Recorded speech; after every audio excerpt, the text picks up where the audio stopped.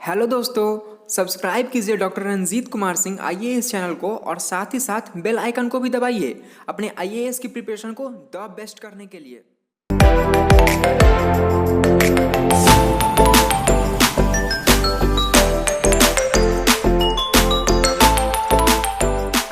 परसों हम लोगों का प्रोग्राम चल रहा था टॉपर्स मीट, आप लोग देखे होंगे फेसबुक से सब लोग जुड़े हुए थे, मैं सबको देख रहा था।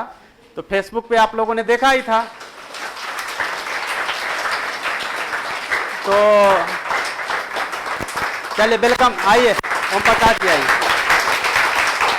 बैठ जाइए, कम इधर आ जाइए, यहीं आ जाइए। एक एक करके सब लोगों का जो है स्वागत करते हैं। पहले सबसे पहले अजीत पुष्प गुच्छ लाइए, बुके।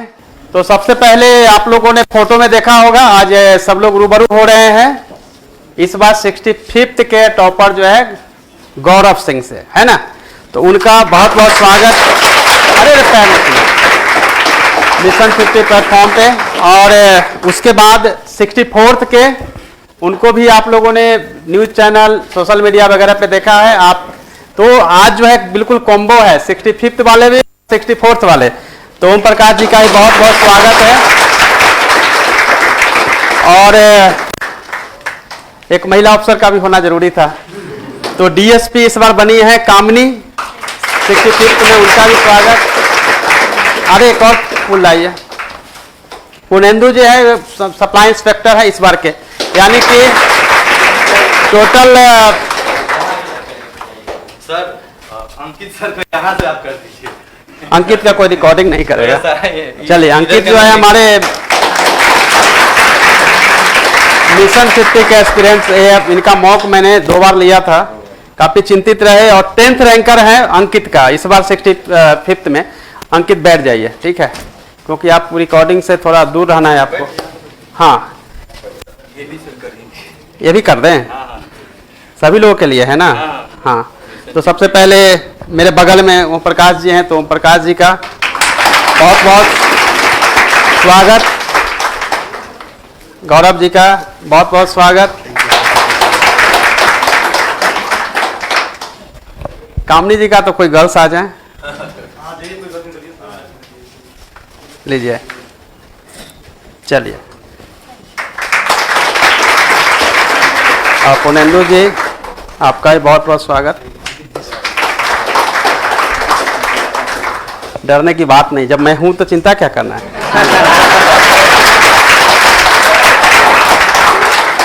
कोई भी विकट परिस्थिति आएगी तो मैं हूं, चिंता की क्या बात।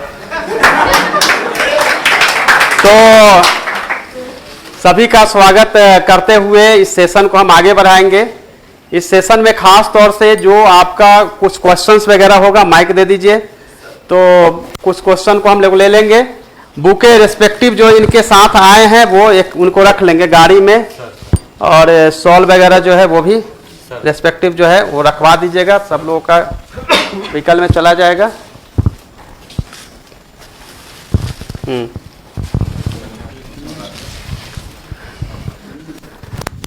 तो पुनेंदु से स्टार्ट करेंगे। पुनेंदु लीजिए। हेलो एवरीवन, मेरा नाम पुनेंदु कुमार पुण्य, जैसा सर ने बताया। मेरा 65वीं में प्रथम प्रयास में 2 से 60 रैंक आई है, जो मुझे सप्लाई इंस्पेक्टर मिला है। और इसमें सर का बहुत बड़ा योगदान है। जब मैं पीटी की शुरुआत कर रहा था तो सर से मिला था और काफ़ी इंस्पायर हुआ था, और मुझे भी सर की तरफ बनना था। और आज सर के साथ मंच साझा कर रहा हूँ, इसके लिए मतलब भगवान और मेरे माता पिता का बहुत बड़ा कृपा है मुझ कि मुझे अपने गुरु के साथ और अपने रोल मॉडल के साथ मंच शेयर करने का मौका मिला है। मैं भी सर की तरफ बनना चाहता हूँ, लेकिन ये पड़ाव है कि मुझे सप्लाई इंस्पेक्टर मिला है। पड़ाव है, अभी जहाँ टारगेट है वहाँ जाना बाकी है। जी आप लोगों ने हिस्ट्री में पढ़ा होगा ना कि हर जगह जब टारगेट कोई फिक्स करता था कोई भी राजा, तो पड़ाव डाल के फाइनल जो है वो उसको हराता था। तो ये सब जो है इन सभी के लिए पड़ाव है, नॉट कि ये इनका तो हो गया आईएएस में, ये मुझे लगता है आईपीएस मिलेगा इनको। ओम प्रकाश आईएएस मिल सकता है, आईपीएस जो भी है तो हो गया है, लेकिन अभी भी अगर आईपीएस मिलेगा तो ज्यादा हैप्पी होंगे ओम प्रकाश जी। तो इनके लिए शायद अभी नहीं कहा जा सकता है कि पड़ाव है कि फाइनल है, हो सकता है फिर एग्जाम देना पड़े या फिर फाइनल हो सकता है।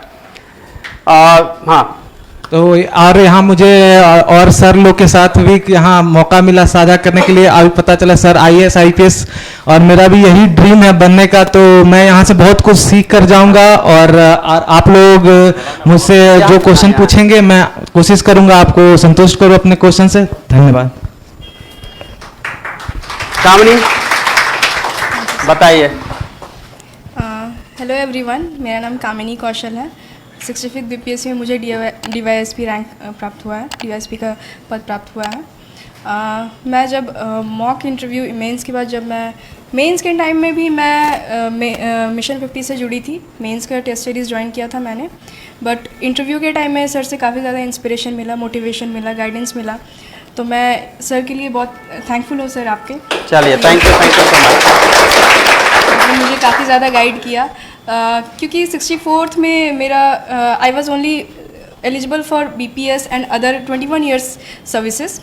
तो उस समय से था कि BPS ही दूँ, first choice preference.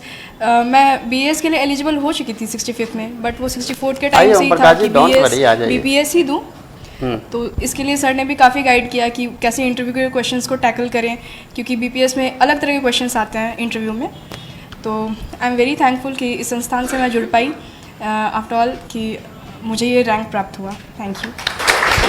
Thank you कामनी जी। आप जो है आपको इंटरेक्शन जो है आगे मैं कंटिन्यू रखता हूँ। उससे पहले आपको ओम प्रकाश जी को जानते ही होंगे। ओम प्रकाश गुप्ता जी 64वीं के BPSC टॉपर रहे हैं, जिनसे आप लोग मिलने की ख्वाहिश लंबे समय से रख रहे थे। और इस बार UPSC में 339 है ना, सही है, करेक्ट? ओके, 339 रैंक मिला है और IAS मिलने के चांसेज हैं। मुझे संभावना जो लग रही है, IPS तो बिल्कुल मिलेगा, तो ऊपर टॉप से मिलेगा। और उन्होंने सेल्फ स्टडी किया था, या गौरव भी जो है वो डायरेक्टली जो है हमारे संस्थान से आज से जुड़े हैं, पहले नहीं थे। अब आगे जो है उम्मीद यही करेंगे कि ये लोग हम लोगों को सपोर्ट करेंगे और आगे आप लोग को गाइड करेंगे प्रॉपरली जो है। जो भी माध्यम हो सकता है, ऑनलाइन या ऑफलाइन, जब भी मौका मिलेगा, क्योंकि गौरव तो निकल जाएंगे आज शाम में, और क्योंकि उनको अपना लक्ष्य जो है वो UPSC और IAS बनना ही है, इसीलिए वो आगे की तैयारी के लिए चले जाएंगे। जब वो फिर मौका मिलेगा आएंगे। ओम प्रकाश जी यहीं रहते हैं, फतुहा के पास हैं, तो उनका घर तो जब भी टाइम मिलेगा। और पढ़ने पढ़ाने का बहुत शौक है, जैसा मैंने इनसे बात किया था। तो ये अपनी बातें कुछ रखेंगे, फिर आप लोगों से क्वेश्चन आंसर हम लोग आगे बढ़ाएंगे। तो ओम प्रकाश जी का बहुत बहुत स्वागत है। ओम प्रकाश जी अब बताइए। आज तो स्टेज पे खड़ा होकर के, हाँ ठीक है, आवाज आ रही है ना? आ रही है ना आवाज? हाँ ठीक है। एकदम टीचर वाली फीलिंग आ रही है मेरे को। और मैं देख रहा हूँ सबको। इतना ही बड़ा क्लासरूम रहा करता था मेरा, थोड़ा सा बड़ा रहता था। और कोशिश करूँगा कि मेरा आवाज़ सही जाए आपके पास, क्योंकि मेरा तबीयत तो उतना सही नहीं है। और तबीयत खराब था, मैं परसों आने वाला था, बट बुखार लगा हुआ था, इस वजह से नहीं आ पाया। तो मैं तो सीधा, सबको तो मालूम होगा ही मेरे बारे में, तो सीधा आपका सवाल ही लूँगा मैं। और वैसे मैंने एक YouTube चैनल भी स्टार्ट किया है, लोगों से इंटरेक्ट करने के लिए, लोगों को गाइड करने के लिए। और वीडियोस अपलोड करना था, बट वही तबीयत खराब की वजह से नहीं कर पा रहा था। आज वाला वीडियो अपलोड होगा इनके चैनल पे। तो आज वाला भी अपलोड होगा। तो मैं सीधा चाहूंगा कि आपके क्वेश्चंस लूं डायरेक्ट। हाँ, तो जो भी गौरव को भी ले लेंगे, गौरव को भी ले लेंगे, उसके बाद जो है हम लोग शुरू करेंगे। गौरव आप बताइए। सबसे पहले तो सर आप लोग को बहुत बहुत धन्यवाद कि आपने ये मंच दिया और आप जैसे सीनियर लोग के साथ खड़ा होने का मौका दिया। Thank you so much. मैं थोड़ा अपना संक्षिप्त परिचय दे देता हूँ, फिर हम लोग सवाल जवाब पे आ जाएंगे। मेरा नाम गौरव सिंह है। मैं सासाराम का रहने वाला हूँ, रोहतास डिस्ट्रिक्ट से। मैंने बीटेक इन मैकेनिकल इंजीनियरिंग किया था, लेकिन मैं थोड़ा पढ़ाई में पुअर था, इसलिए मुझे ज्योग्राफी के लिए शिफ्ट होना पड़ा ऑप्शनल के लिए। और उसके बाद मैंने 3 साल जॉब किया। अच्छा, एससी की वजह से। And after 2018 I quit the job and decide किया कि मुझे सिविल सर्विसेज देना है। तो अभी पिछले 3 साल में, ये शायद 2021 में मेरा UPPCS में और 64 BPSC एंड 65 में सिलेक्शन हुआ है। अभी BS के लिए मेरा सिलेक्शन हुआ है। एंड आप लोग से मिलके मुझे लगता है आपके क्वेश्चन आंसर का जवाब दे के बहुत ही अच्छा फील होगा, क्योंकि आप यंग माइंड्स हैं और आप जैसे बनेंगे वैसा जो फ्यूचर ऑफ नेशन आप हैं, तो आपका जो विज़न होगा कहीं ना कहीं वो नेशन बिल्डिंग में बहुत काम करेगा। तो अब इंटरेक्शन शुरू करते हैं सर। हाँ, तो thank you Om Prakash ji and Gaurav ji. तो पहले तो दो तीन चीज़ें जो है मैं अपनी तरफ से पूछ लेता हूं जो जनरली आपसे पूछने वाले हैं। जितने भी टॉपर होते हैं या जो सक्सेस करते हैं उनके बुक लिस्ट जो है अलग अलग हो जाते हैं। जब मैं प्रिपरेशन करता था तो प्रतियोगिता दर्पण पढ़ता था, जब मैं 10+2 में था, 10th में था, तभी से मैंने स्टार्ट किया था। तो जब भी कोई टॉपर का कभी भी आता था, उसका भी जब भी सक्सेस स्टोरी, तो सक्सेस स्टोरी में क्या होता था कि जब भी कोई टॉपर अपना बुक लिस्ट देते थे, बॉक्स में आता था दर्पण में, आप लोग देखे होंगे, वो बुक में लेके आ जाता था मार्केट से। जब अगले एडिशन में किसी और टॉपर का आता था, वो अलग बुक होता था, फिर मैं वो ले आके आता था। और फाइनली मुझे पता चला कि मेरे पास जो है एक लाइब्रेरी आज के डेट में भी अराउंड जो है मेरे पास 10,000 से ज़्यादा बुक्स है। लाइब्रेरी मैंने एक पूरा सेटअप कर रखा। तो ये पकड़िए, मेरे पास ऑलरेडी है प्रॉब्लम। तो मेरे पास जो ऑलरेडी लाइब्रेरी है, तो इसका मतलब ये हुआ कि टाइमिंग जो है, हालांकि चूंकि मैंने स्टार्ट बहुत पहले कर दिया था 10+2 में ही, तो मेरे लिए टाइमिंग कुछ महत्व नहीं, क्योंकि ग्रेजुएशन करने पीजी करते मैं आईएएस में सिलेक्ट हो गया, यूनिवर्सिटी टॉपर में था, तो इसलिए मेरे लिए भी बहुत ईजी हुआ आईएएस बनना। मेरे को बहुत आप लोगों की तरह मुश्किल नहीं हुआ कि आईएएस बनना जो है बहुत ये है, क्योंकि मुझे लगता है मैं बहुत जल्दी सिलेक्ट हो गया। बट आज जो टॉपर्स आए हैं उसमें मेनली यह है कि हर जो टॉपर्स हैं वो अलग अलग बुक लिस्ट बताते हैं, और जिसके चलते जो है ये सभी लोग परेशान होते हैं। और जब रैंक 1 वाले बता देंगे तब तो गारंटी हो जाएगा कि यही पढ़ना है। एक दूसरा क्या है कि ये लोग मैच कराएंगे कि अच्छा टॉपर ने कौन सा ऑप्शनल रखा था, अच्छा ये रखा है, हम भी वही रखेंगे। ये मैंने भी काम किया था जब मैं ग्रेजुएशन फर्स्ट ईयर में था। तो पहले टॉपर को देखा, इकोनॉमिक्स पढ़ा, तो मैंने इकोनॉमिक्स पढ़ा, फिर फिलोसफी पढ़ा, पॉलिटिकल साइंस पढ़ा और पीए पढ़ा। 4 के बाद फाइनली मैं ज्योग्राफी पे लौटा। ठीक है, तो आप सोच, लेकिन ये काम आप लोग इसलिए नहीं कर सकते हैं क्योंकि आप सब लोग ग्रेजुएट हो चुके हैं, या जो अब प्रिपरेशन जो है मैच्योर प्रिपरेशन की तरफ बढ़ रहे हैं, आपकी सीरियस प्रिपरेशन की तरफ बढ़ रहे हैं। अगर इस तरह से जंप करेंगे तो प्रॉब्लम होगी। जो बचकाना चीज़ें, या जो हो सकता है कि मैं कभी मिला नहीं किसी आईएएस अफसर से और फिर आईएएस बना, तो एक जो होता है जनरली आप लोग भी करते होंगे, लेकिन अब चूंकि अब आईएएस अफसर से मिल रहे हैं और जो बीपीएससी टॉपर रैंक 1 है जिनसे मिलना बहुत मुश्किल है, उनसे अगर मिल रहे हैं तो आप लोगों का माइंड क्लियर हो जाना चाहिए कि किस तरह से प्रिपरेशन करनी चाहिए और कौन कौन सी बुक्स होनी चाहिए। सभी लोग अलग अलग बताएंगे, लेकिन बुक्स में 10% से ज़्यादा का वेरिएशन एक बुक से दूसरे बुक में नहीं होता है। सेम अगर सब्जेक्ट का और सेम पीरियड का बुक्स कोई भी बुक्स होता है, और 10% का जो वेरिएशन होता है वो रिजल्ट के लिए मायने नहीं रखता है। तो उसके हिसाब से आप लोगों को देखना है। तो हम स्टार्ट करते हैं क्वेश्चन आंसर का सेशन। पहले मैं 1-2 क्वेश्चन जो है ओम प्रकाश जी आए हैं तो मैं उन्हीं से पूछ लेता हूँ। ओम प्रकाश जी, इंटरव्यू को लेकर पहले मैं आप सब लोगों से अलग अलग पूछूंगा। इंटरव्यू आपका कैसा रहा और एक्सपीरियंस कैसा रहा, और इंटरव्यू के लिए क्या करना चाहिए, जो आपको अभी सुन रहे हैं और यूट्यूब और फेसबुक चैनल के माध्यम से, फेसबुक पेज के माध्यम से भी आपको हजारों एक्सपीरियंस जो है बिहार और बिहार के बाहर वो आपको देख रहे हैं। इंटरव्यू के बारे में बताइए आप, चल रहा है। हाँ, मेरा जो इंटरव्यू का एक्सपीरियंस है, सबसे पहला तो इंटरव्यू मैंने यूपीएससी में दिया था, तो मेरा इंटरव्यू का एक्सपीरियंस दोनों तरह का है। तो जब यूपीएससी का इंटरव्यू होने वाला था तो थोड़ा ओवर कॉन्फिडेंट था कि पब्लिक स्पीकिंग का मेरे को एक्सपीरियंस है, और जो भी मैंने सैलरी नेगोशिएशन किया है इंस्टीट्यूट्स वगैरह में, तो बहुत अच्छा अप्रेजल मिला है, तो वो भी एक इंटरव्यू का ही हिस्सा था। और मेरा जॉब जो है कैंपस प्लेसमेंट जो हुआ था वो फर्स्ट इंटरव्यू में ही हो गया था, तो मुझे लगा कि इंटरव्यू तो ठीक ही जाएगा, तो ओवर कॉन्फिडेंट था मैं। लेकिन जो इंटरव्यू की तैयारी होती है वो मैंने बहुत लेट से स्टार्ट किया था, 1 महीना पहले। तो जब मैं मॉक इंटरव्यू देने लगा, लगातार मतलब 6 मॉक दिया 1 महीने के अंदर, तो उन्होंने जो सजेशन दिया वो बहुत ही आइडल सजेशन था, और आइडल सजेशन को 1 महीने के अंदर इम्प्लीमेंट कर पाना बहुत ही मुश्किल था। तो उसका क्या परिणाम हुआ, उसका परिणाम ये हुआ कि अनस्टेबिलिटी आ गई, और उसका इम्पैक्ट देखने को मिला इंटरव्यू के स्कोर में। तो जो मेरा इंटरव्यू का स्कोर था बहुत ही कम था, 128, ओहो, 129 था शायद। अच्छा, तो रैंक जो है आप देख रहे हैं, जो टॉपर लिस्ट थे उनका एटलीस्ट 176 तो था ही टॉपर का, उसके ऊपर ही था। तो 128, 129 मतलब अगर आपका इंटरव्यू अच्छा नंबर आता तो आपका रैंक जो है और बेटर हो सकता था। 150 आता तो मैं सेलेक्ट हो जाता लास्ट ईयर ही, और 160 आता तो फिर आईपीएस तो लास्ट ईयर बन जाता मैं। तो मुझे तो लग रहा था कि यूपीएससी में सिलेक्शन हो जाएगा क्योंकि एवरेज सब कुछ अच्छा गया है।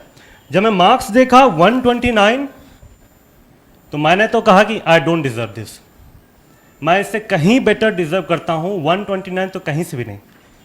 तो मुझे समझ में आया कि मुझे इंट्रोस्पेक्शन करना चाहिए कि कहाँ गड़बड़ रह गया ऑनेस्टली। तो इंट्रोस्पेक्शन जब स्टार्ट किया तो मुझे याद आया कि मैं स्टैमर कर रहा था, बोलते बोलते एकदम माइंड ब्लॉक हो जा रहा था।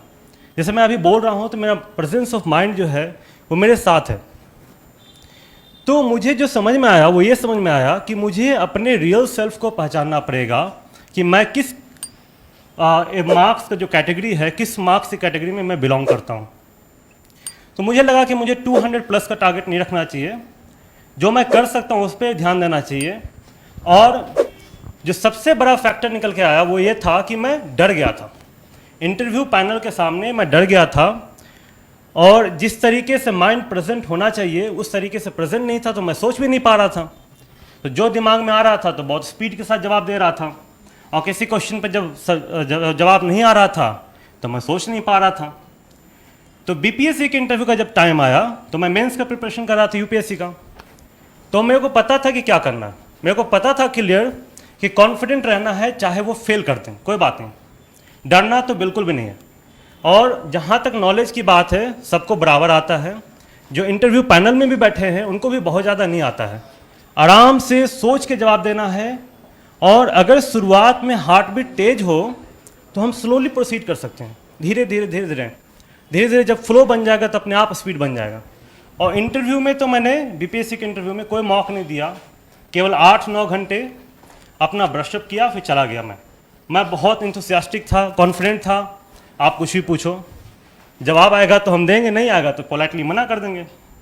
और ऐसा ही कुछ हुआ। 90 मार्क्स मेरे को मिला विदाउट प्रिपरेशन।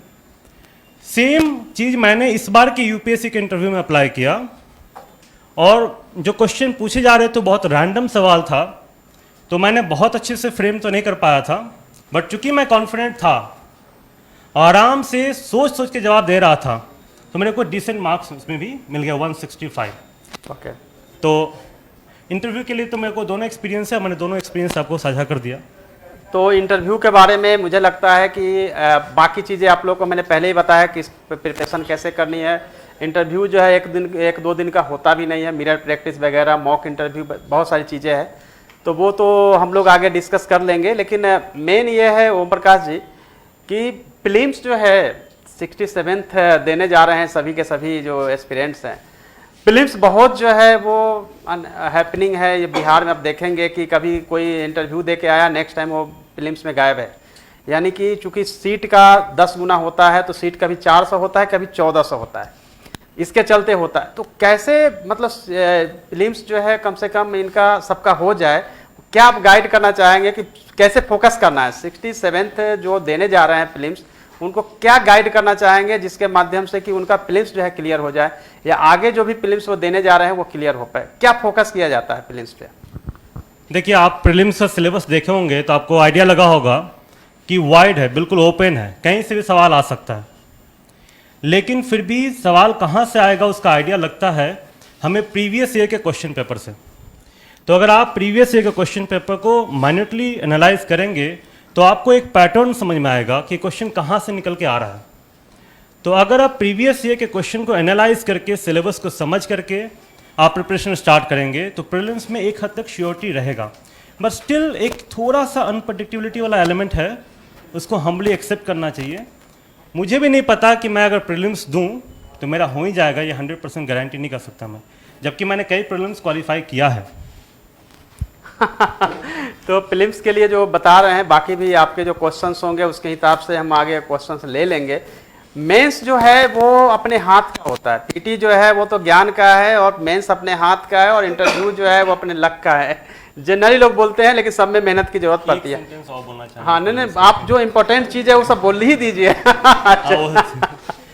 प्रीलिम्स के लिए एक चीज़ मैं बहुत इम्पोर्टेंट है बोल रहा हूँ, वो ये है कि जब समझ में आ गया कि सिलेबस बहुत वाइड है, ओपन है, तो कई लोग क्या करते हैं कि बहुत ज़्यादा पढ़ने लग जाते हैं, बहुत ज़्यादा सोर्स कवर करने लग जाते हैं।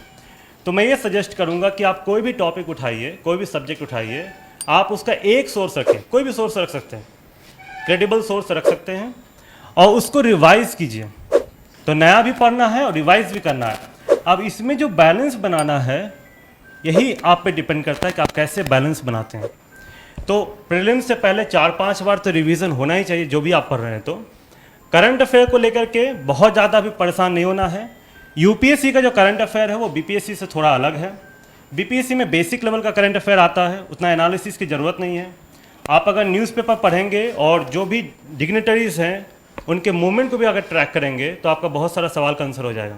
जैसे फाइनेंस मिनिस्टर कहीं जा रहे हैं, फॉरेन मिनिस्टर कहीं जा रहे हैं तो कहाँ जा रहे हैं, क्या करने वाले हैं। और करंट अफेयर के लिए बीपीएससी स्पेसिफिक मटेरियल आता है, उन्हीं को पढ़ना चाहिए। जो यूपीएससी वाला मटेरियल है वो बहुत काम आपका नहीं आएगा प्रीलिम्स को लेकर के। हाँ, क्लियर कट है, क्योंकि मोटी मोटी जो है आप करंट का तैयारी करते हैं और बिल्कुल एलोबरेट करते हैं। बीपीएससी का जो है करंट से मैक्सिमम जो आप देखते हैं प्रतियोगिता दर्पण का बॉक्स वाला जो एरिया है उससे आता है, या जो आप अलग अलग दृष्टि का या अलग अलग जो पढ़ते हैं, लेकिन मोटा मोटा बल्कि नहीं पढ़ना है। तो मेंस का जो होता है, एक लास्ट क्वेश्चन आपसे अभी मैं पूछना चाह रहा हूँ कि मेंस जो होता है वो एग्जाम तो सभी देते हैं, लिखते सभी हैं, ज्ञान में भी लगभग बराबर होते हैं, कोई 90%, कोई 70 पे जा सकता है, लेकिन कोई टॉपर बनता है और कोई जो है सो बिल्कुल लिस्ट से बाहर हो जाता है मेंस में। उसके पीछे का वेरिएशन क्या होता है? आप एक टॉपर के नाते मेंस में ऐसा क्या करते हैं जिससे कि आप टॉप कर गए हैं, बताइए। देखिए, जहाँ तक बीपीएससी मेंस का सवाल है तो मेरे को 2 मेंस का तो आइडिया है, 64th का और 65th का भी मार्क्स आ गया है। बता दीजिए।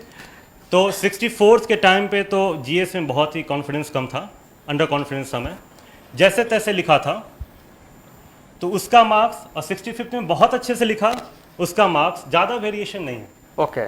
तो इससे समझ में आता है कि अगर हम क्वेश्चन के डिमांड को एड्रेस कर देते हैं और एक फॉर्मेट थोड़ा सा हल्का फुल्का, इंट्रोडक्शन, बॉडी, कंक्लूजन, फ्लो में मेंटेन करते हैं, ऐसा नहीं लगना चाहिए कि टूटा फूटा आर्बिट्री है। जो सवाल पूछा जा रहा है उसका नेचुरल फ्लो वहाँ होना चाहिए आंसर में, और 4 से 4 पन्ने का आप आंसर कर देते हैं तो आपको एवरेज मार्क मिल जाएगा, क्योंकि जीएस में एवरेज मार्किंग ही होती है। बहुत अच्छा लिखेंगे तो 10-15 नंबर, 20 नंबर ज़्यादा आ जाएगा। एवरेज लिखेंगे तो आपको एवरेज मार्क्स मिल जाएगा। बहुत ख़राब लिखेंगे तो हो सकता है कि वो नीचे चला जाए। ऑप्शनल पेपर में भी मैंने एक चीज़ नोटिस किया है, 64th और 65th। 64th में आपको पता है कि मेरा मैथ्स ऑप्शनल था तो 278 मार्क्स मिला था, जबकि उसमें 12 नंबर का एरर था, तब भी 278 था। और 65th मैथ्स का पेपर बहुत आसान पेपर था। उसको मैंने 1.5 घंटे में बना के 2 बार वहाँ चेक भी किया था। एक एरर था छोटा सा, उसको भी सही कर दिया था। और आपको पता है कितना मार्क्स मिला इस बार मैथ्स में? 195। अराउंड जो है सो 90 के आसपास जो है मार्क्स कम हो गया। इसका मतलब 200 प्लस में तो कोई नहीं होगा, गारंटी है, क्योंकि मेरा 100% करेक्ट अटेम्प्ट है और लिखने का शैली भी जो है वो टीचर वाली है, तो वहाँ पर नंबर काटने का स्कोप बहुत कम है। तो देखिए, ये ऑप्शनल में कितना ज़्यादा वेरिएशन होता है, ये स्केलिंग है एक तरह से। आपने कई बार आरटीआई का कॉपी देखा होगा कि जो मार्क्स मिलता है उसको काट करके फिर से रीमार्किंग होती है वहाँ पे। तो इसका भी आपको खबर होना चाहिए कि इस तरीके से भी स्केलिंग होती है। बाकी ऑप्शनल डिसाइड करते वक्त बहुत सारे पैरामीटर्स हैं, वो सर बताए होंगे, वो उस पर तो डिटेल चर्चा हो जाएगा फिर। बट ऑप्शनल जो है बहुत समझदारी के साथ डिसाइड करना चाहिए। बट एक ये पॉइंट था जो थोड़ा अजीब लगता सुनने में, वो मैंने बता दिया कि इस तरीके से इस बार मैथ्स के साथ स्केलिंग हुआ है। चलिए, तो अब नेक्स्ट क्वेश्चन गौरव जी से ले लेते हैं। गौरव जी अपना इधर आ जाइए, थोड़ा सा फ्रेम में आ जाइए। नहीं, साथ ही रह सकते हैं, कोई दिखाइए। गौरव जी आ जाइए, गौरव जी आ जाइए। हाँ ठीक, फ्रेम में ही रहिए। अब जनरली जो है वो सक्सेस होने के बाद जो है उम्मीदें बढ़ जाती है और आपको एक आइडियल के रूप में लोग देखने लगते हैं कि बीपीएससी का टॉपर हैं तो उनसे मिलकर या उनसे सीखकर जो है हम भी टॉपर बन सकते हैं। टॉपर नहीं बने, एटलीस्ट 1 से 10 में तो रहें, या फिर जो सर्विस चॉइस उन्होंने किया है डीएसपी एसडीएम बनना है वो सब तो बन जाए। मैटर यह है कि जब आप टॉपर बनते हैं, लोगों को गाइड करना शुरू करते हैं, और गाइड जैसे कि अभी ओम प्रकाश जी भी अपना उन्होंने चैनल शुरू किया है, बहुत अच्छा है, क्योंकि बिहार में आप जानते हैं कम से कम 700 से 800 ऐसे यूट्यूबर हैं जो बीपीएससी की तैयारी करवा रहे हैं, यूपीएससी की भी तैयारी करवा रहे हैं, और स्तरीय तैयारी नहीं करवा पा रहे हैं 90% से ज़्यादा, जो कि पता ही है कि बस ऐसे उन्होंने शुरू कर दिया है। और तो ये जरूर है, जो लोग सुन रहे हैं चाहे देख रहे हैं, कि जो लोग अधिकारी लोगों ने शुरू किया है या सक्सेस जो है वो सक्सेस होने का मंत्र बताएंगे, और जो असफल है वो असफल क्यों हुआ वो मंत्र बताएगा। तो हमारे लिए सफल कैसे हुआ है वो हमारे लिए जरूरी होता है। आपसे गौरव जी प्रश्न यह है कि आपका जैसे जस्ट फ्रेश है, तो रिजल्ट आपने कैसे जाना और रिजल्ट के बाद की पहली प्रतिक्रिया क्या थी? हाँ सर, रिजल्ट तो एक्चुअली मैं उस दिन पूरा रात भर मूवी देखा था, बहुत एंजाइटी थी तो मुझे 12 बजे दिन में नींद आ गया था, देखते देखते मूवी मैं सो गया। तो 2 बजे अचानक से 2-2:30 बजे के आसपास मेरी नींद खुली तो मैंने टेलीग्राम चेक किया, तो सर एक चैनल है वो लोग भी पढ़ाते हैं बीपीएससी का, तो वहाँ पे लिखा था गौरव सिंह टॉपर, पर स्पेलिंग गलत है, GKU था तो आपको लगा कोई और होगा? हाँ कोई और होगा, लेकिन सर फिर मतलब थोड़ा हाँ। एक्साइटमेंट बढ़ गया, तो चेक किया सर, तो वहाँ पे रोल नंबर दिख गया, तो सर ऐसे ही पता चला। ओके, तो उसके बाद पहली प्रतिक्रिया क्या थी आपकी? जैसे रिजल्ट आपका हुआ और उसके बाद सबसे पहले कॉल किसको आपने किया? और सबसे पहले मम्मी को किया सर। स्टार्टिंग में नहीं समझ में आया था कि इतना बड़ा कुछ हुआ है, लगा था नॉर्मल चला जाएगा बट होने के बाद जो है लगा नहीं कि नॉर्मल चल रहा है, क्योंकि सारे मीडिया वाले इतना उठा लेते। हाँ। 1 घंटे बाद ये मतलब जब फोन आना शुरू हुआ तब लगा कि नहीं सर कुछ तो आज भी मीडिया वाले सब आए हुए हैं जो आपको हिट कराए हुए थे, न्यूज 18 पे चल रहा था। तो ये तो रही कि रिजल्ट के बाद का रिएक्शंस, और इस रिजल्ट को आप लोग भी चाहते हैं उस पल को जीना, तो करना पड़ेगा मेहनत, और मेहनत के साथ जो है गौरव जी बताएंगे आपका ऑप्शनल पेपर क्या है। Sir geography. ज्योग्राफी के बारे में बताइए। बहुत सारे इसमें जो है वो 30% लोगों ने ज्योग्राफी रखा है। ज्योग्राफी को किस तरह से लेना चाहिए और ज्योग्राफी में कौन सी बुक्स आप रेकमेंड करना चाहेंगे कि ये बुक्स जो है बेसिक बुक्स है जिसको पढ़ना चाहिए? सर ये यूपीएससी के बच्चे हैं। हाँ, यूपीएससी दोनों है। क्योंकि मैंने पहले भी कहा था कि सब लोग यूपीएससी की तैयारी करते हैं, तार पर से गिर के खजूर पे अटक के यूपीएससी पास करते हैं। ये भी जो है अभी ये जो गौरव है वो अभी खजूर पे अटक गए, तार पे थे तो अभी यूपीएससी में है तो अटक गया है। जैसे आपको मैं एक न्यूज 18 का ही प्रोग्राम था जिसमें कि ओम प्रकाश जी भी जुड़े हुए थे, तो मैं ये बात बता रहा था, तो ऐसा इनके साथ भी हुआ कि पहले वो जो है खजूर पे अटके उसके बाद छलांग लगा के फिर तार पे चढ़ गए। तो यूपीएससी में जनरली मैक्सिमम जो है सबके सब यूपीएससी ही प्रिपरेशन करते हैं, बीपीएससी तो फिर करते हैं और हो जाता है, कैलेंडर ही फिक्स नहीं है सर। तो ये हाँ इसीलिए। बट अभी आपको केवल ये ज्योग्राफी के बारे में बताना है कि जनरली जो है बीपीएससी में कौन क्या पढ़े और यूपीएससी में क्या पढ़े। सर बीपीएससी के लिए स्पेसिफिक मैंने कोई तैयारी नहीं की थी, मतलब जो था यूपीएससी के लिए ही था। उसमें कुछ मतलब बुक्स हैं, उतना डिटेल में बीपीएससी के लिए पढ़ने की ज़रूरत नहीं पड़ेगी, क्योंकि यहाँ क्वेश्चन का जो पैटर्न होता है बहुत डायरेक्ट होता है कि व्हाट, क्लासिफिकेशन, वाई, बहुत ही मतलब डायरेक्ट ये है तो क्यों है, उसमें ज़्यादा एनालिटिकल नहीं होता है कि स्टेटमेंट देकर डिस्कस बोल दिया। तो जो बुक लिस्ट है मैं बता देता हूँ, मेरा जो था मेरे पास फिजिकल ज्योग्राफी की सविंदर सिंह थी, वो आप लोग के पास भी होगी ही। हाँ, सबके पास होगी। और एक जियोमॉर्फोलॉजी का मैंने लिया था सविंदर सिंह, सिर्फ जियोमॉर्फोलॉजी का, वहाँ से मैंने जैसे स्लोप डेवलपमेंट प्रिपेयर किया था, अप्लाइड जियोमॉर्फोलॉजी किया था।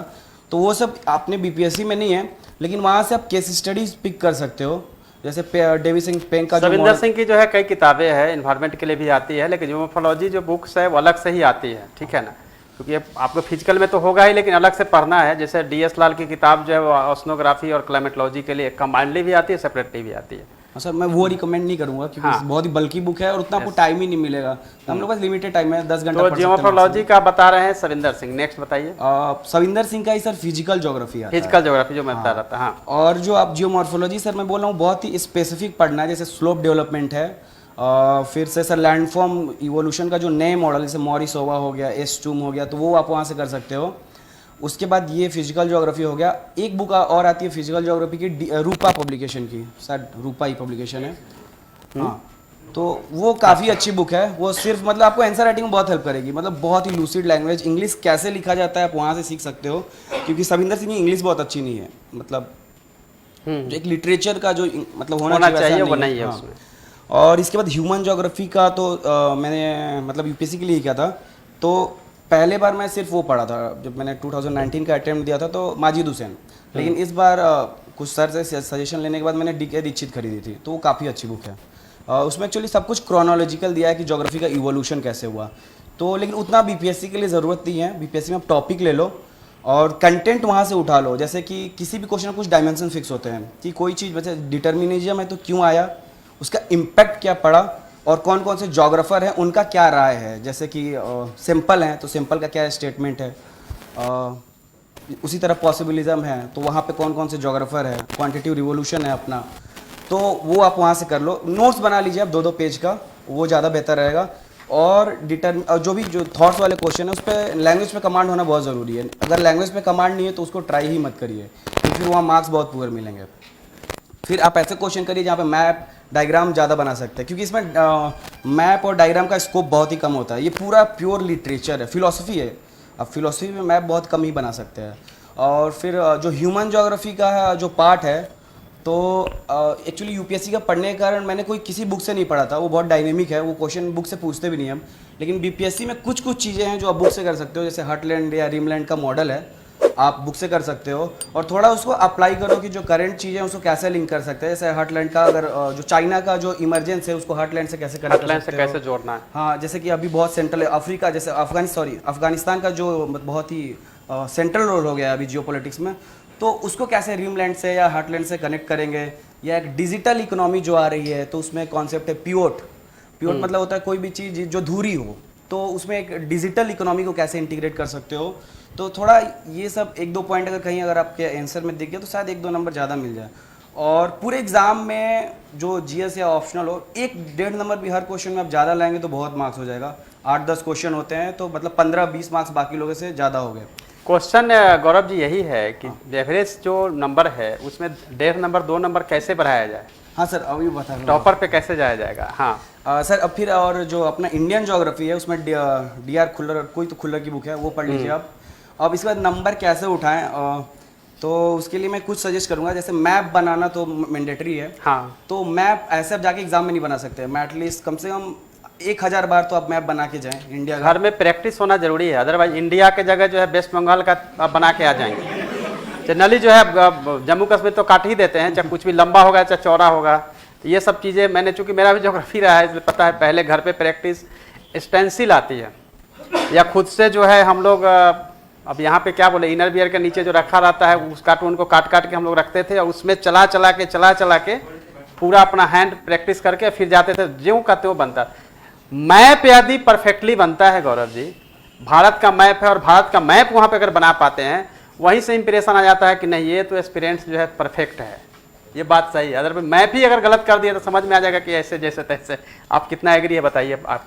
नहीं सर, मैं पूरी तरह से, मैं इस बार एटलीस्ट 1000 से ज़्यादा मैप मैंने बनाया था सर। लिटरली मैं सुबह उठ के कम से कम 15-20 मैप ऐसे ही ड्रॉ कर लेते, तो बहुत कम समय लगता है। शुरू में लगता है 30 सेकंड 35 सेकंड, वो कम होते होते 14-15 सेकंड पे आ जाता है। और कुछ मैप बहुत इजी भी होते हैं सर, रहता है मैं बताता कैसे होता है। अच्छा, नहीं तो बताएंगे आपको, बताने के लिए हाँ, नहीं तो आप एक आप सचिन कहिएगा तभी हम आपको ओपन कर देते हैं, बता दीजिए, कोई प्रॉब्लम नहीं सचिन है। सर का चैनल है, आप वहाँ से भी मैप मैंने वहीं से सीखा था कि अगर टाइम नहीं है तो कैसे मैनेज करेंगे। और ये तो हो गया। आप और एक चीज़ और है कि ज्योग्राफिकल लैंग्वेज पे कमांड होनी चाहिए। जो ऑप्शनल लिख रहे हो थोड़ा तो वो लगना चाहिए कि ज्योग्राफी है। तो जैसे टेरेन वर्ड का यूज, रिलीफ वर्ड का यूज हो गया, डिटर्मिनेशन पॉसिबिलिज्म का यूज कैसे आप करेंगे, ये एक चीज़ ये हो गया। और केस स्टडीज़ का आप लोग कलेक्शन करो। ये मेरे से ज़्यादा एक क्लास वाले को पता हो गया है। पेन दीजिए, साइड में होगा, दीजिए, कलर चूज कर लीजिए यहाँ से। सर मैं बता लेता हूँ, करता हूँ। केस स्टडीज का कलेक्शन ले लो। आप लोग न्यूज़पेपर पढ़ते ही हो, वहाँ से अपना एक सिलेबस थोड़ा माइंड में होना चाहिए कि कौन कौन से टॉपिक हैं, उसके अकॉर्डिंग केस स्टडी मतलब हर जितना भी आप लिख रहे हो आंसर, उसमें एटलीस्ट 1-2 केस स्टडीज़। और केस स्टडीज़ और मैप को इंटीग्रेट करने का कोशिश करो। जैसे कि मैं बताता हूँ, जैसे मैप एक तो सब बहुत ईजी मैप सर, ऐसे मुझे सिखाया गया था। एक ये मतलब जल्दी में आपको सबसे इजी जो मतलब जिसको कह सकते हैं कि नौसिखिया है, लर्नर है। 5 से 7 स्टार्टिंग जो है कैसे करना है बहुत इजी, देख लिया आपने।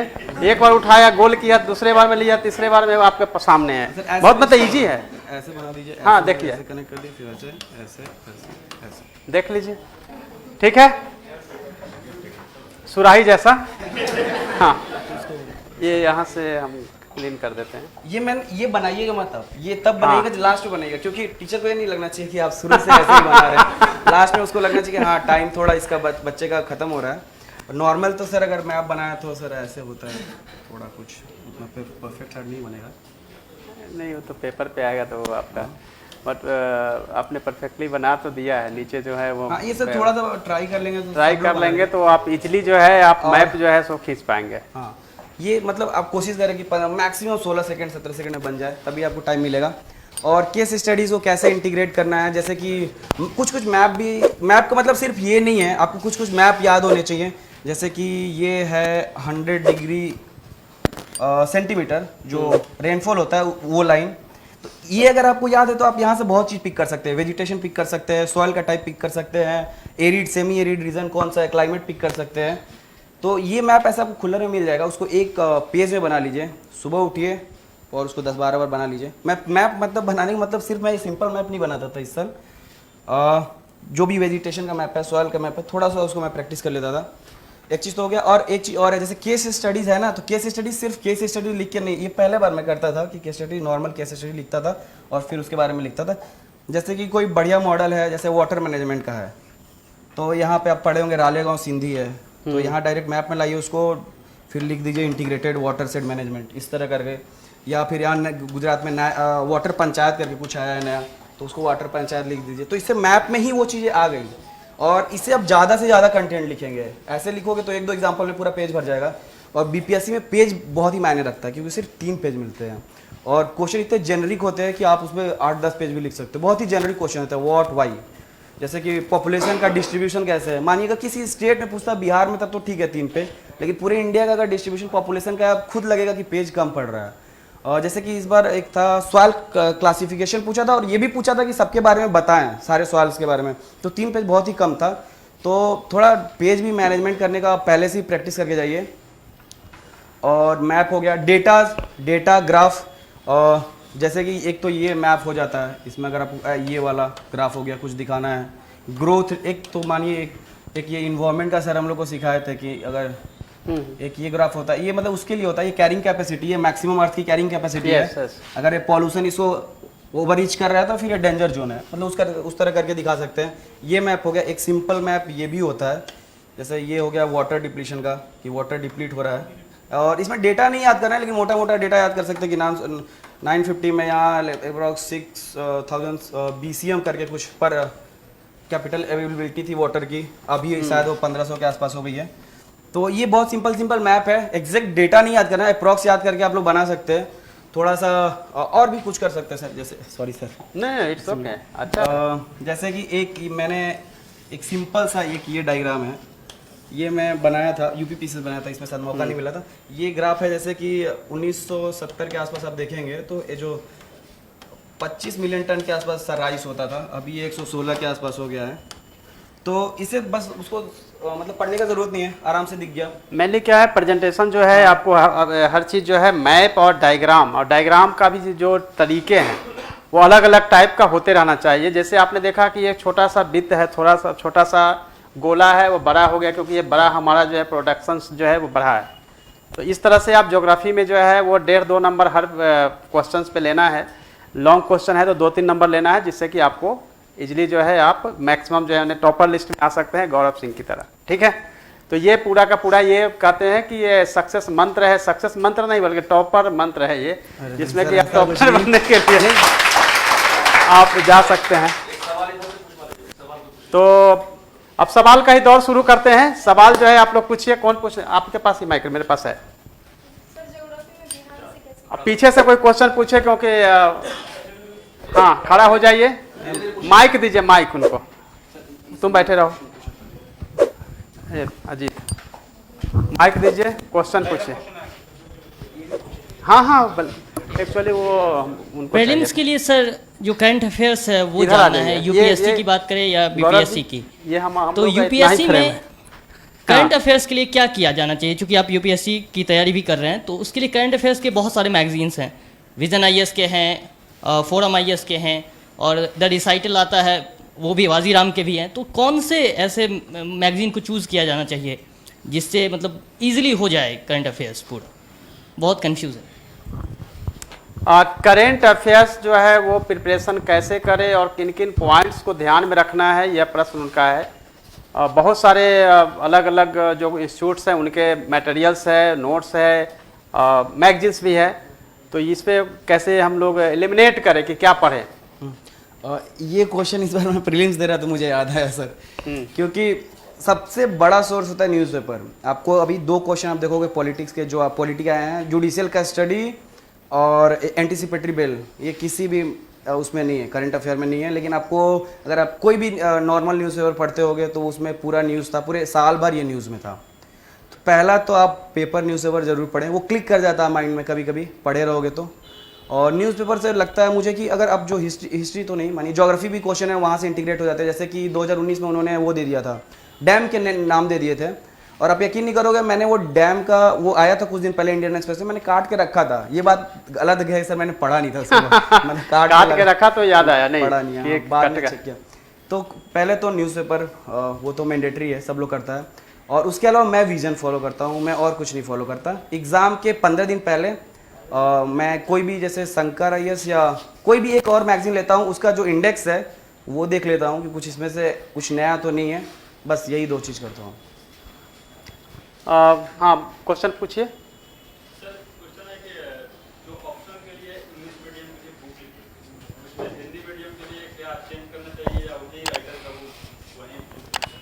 सर माफ़ करिए, इधर आ जाइए। इसमें देखिए, हिंदी और इंग्लिश मीडियम की जो राइटर्स है वो डिपेंड्स है कि कौन से मीडियम में कौन सी बुक्स होनी चाहिए। सपोज डैट की इकोनॉमिक की किताब जो है रमेश सिंह की इंग्लिश मीडियम में अच्छी किताब है, हिंदी मीडियम में रमेश सिंह की किताब जो है अवेलेबल नहीं है। लेकिन सेम राइटर आप सोचते हैं कि राइटर चेंज करना चाहिए कि नहीं। सविंदर सिंह का इंग्लिश में भी है, हिंदी में भी है, ठीक है।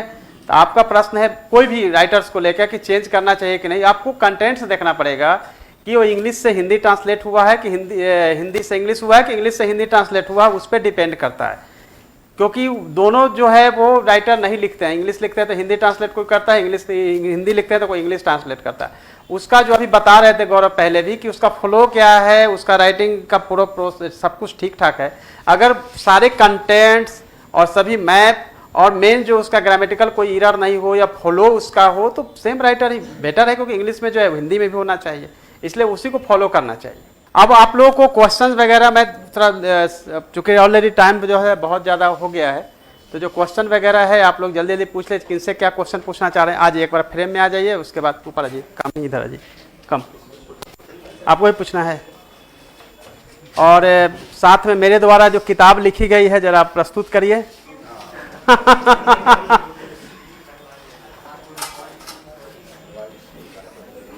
ये अनिल बाबू हैं, ये मेरी किताब जो है KBC नैनो से आई है और काफ़ी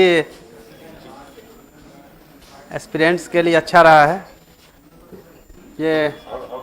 हाँ लाइए ना, ये भी है।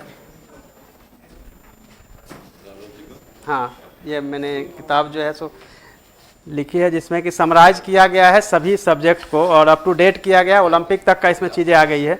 और बिहार समग्र की किताब जो है वो बार बार जब भी बिहार स्पेशल पढ़ने की बात आती है तो अप टू डेट जो है किताब मैं हमेशा बोलता हूँ कि बिहार समग्र KBC नैनो का है, उसको पढ़िए। तो ये किताब भी जो है अब आप लोगों के सामने है, पटना कॉलेज के सामने या बिहार के जो महत्वपूर्ण या बड़े बड़े जो बुक्स सेलर हैं वहाँ से आप लोग इसको ले सकते हैं। तो ये किताब जो है आप लोग मैं रिकमेंड भी करता हूँ। और ये इंडियन ज्योग्राफी जो है मैप के लिए जो है आपको थ्रू मैप्स जो है इंडियन ज्योग्राफी, हाँ हाँ बिल्कुल इस किताब को जो है आप लोग एक बार ज़रूर देखिए, क्योंकि इसको मैंने देखा है, ये किताबें बहुत अच्छी है। ये सभी किताबें जो है वो KBC नैनो द्वारा आती है और इसमें से 2-3 किताब मेरी है, इसीलिए मैं बता रहा हूँ, क्योंकि मैंने लिखा है इसलिए बता रहा हूँ बाकी आप लोग जज कर लीजिएगा ठीक है। सर का इसका हिंदी आ रहा है। अच्छा, इसका हिंदी इंग्लिश दोनों ही है, अभी इंग्लिश में है फिर इसके बाद हिंदी में आएगा। तो मैक्सिमम जो प्रश्न है आप लोगों के आ गए हैं। अब रही बात कि आप लोगों को मन में फ़ोटो वोटो खिंचाने का भी होगा टॉपर्स के साथ, तो बिल्कुल डिसिप्लिन वे में यहाँ 4 रो है, ठीक है, 1 2 3 4, एक एक रो जो है सो डिसिप्लिन वे में आके करेगा। इससे पहले यदि कोई प्रश्न है जो ज़रूरी चीज़ है वो आप पूछ लीजिए। फ़ोटो खिंचाना तो आप लोग बिल्कुल शुरू कर देते हैं, फ़ोटो तो ठीक है बट हाँ क्वेश्चन, हाँ हाँ दे दीजिएगा। किताब जो है गौरव जी जो है 1-2 किताब गौरव जी से भी लिखवा लीजिए, ओम प्रकाश जी से। ओम प्रकाश जी जो है परंपरागत रूप से टीचर ही है और आगे भी रहेंगे ऐसा बोले हैं, इसीलिए इनसे भी 1-2 किताब जो है आप करवा लीजिए। तो पहले राइट रो में से कोई क्वेश्चन आपका है, पूछिए। मेरा क्वेश्चन ओम प्रकाश ऐसे है, मैथमेटिक्स ऑप्शनल का प्रिपरेशन कैसे किया जाए और आंसर आर्टिकल किस तरीके से रिप्रेजेंट किया जाए। देखिए आंसर राइटिंग और वो तो बताए हैं, सोर्स बताएंगे और बाकी चीज़ें बता दीजिए शॉर्ट में। मैथमेटिक्स ऑप्शनल का जहाँ तक सवाल है ना, तो मैंने कोई किताब फॉलो तो नहीं किया है, कुछ टॉपिक को छोड़ करके। एक वेंकना सर का कोचिंग है IMS करके दिल्ली में, तो उनका नोट्स मैंने बहुत रिलीजियसली फॉलो किया है। तो उसमें ये था कि इधर आ आप जाइए। एग्जाम्पल्स लगा लो, एक्सरसाइजेस में पढ़ने का ज़रूरत नहीं है। तो इसका मूल मंत्र ये है ना मैथ्स में कि कॉन्सेप्ट्स पे तो अच्छी पकड़ होनी चाहिए, ये पता होना चाहिए कि कॉन्सेप्ट कहाँ अप्लाई करना है और क्या चीज़ ध्यान में रखना है। कॉन्सेप्ट का अलग नोट्स होना चाहिए, एकदम याद होना चाहिए, 20 बार रिवाइज करना पड़े करो। ऐसा होना चाहिए ना कि 10 घंटे में अगर हमको बोल दे तो सारा कॉन्सेप्ट एकदम रिवाइज हो जाए। उसके बाद उतना ही सवाल लगाना है जितने में कि कॉन्फिडेंस आ जाए। सवालों के पीछे नहीं भागना है, अगर सवालों के पीछे भागोगे तो ट्रैप में फंस जाओगे। तो यही रहेगा मतलब। और रिवीजन जो है सवाल का 2-3 बार करेंगे, बट कॉन्सेप्ट का रिवाइज तो बहुत बार करेंगे। सोर्स बता दिया और कैसे करना वही बता दिया। नेक्स्ट क्वेश्चन राइट रो से कोई नहीं। चलिए हाँ। इस वाले इस रो से आइए। ऐसे के लिए बताइए फिर से सवाल ओम प्रकाश जी सही सवाल है। एसए का तो एक्सपीरियंस मेरा है, 2 बार का मेंस यूपीएससी में भी है।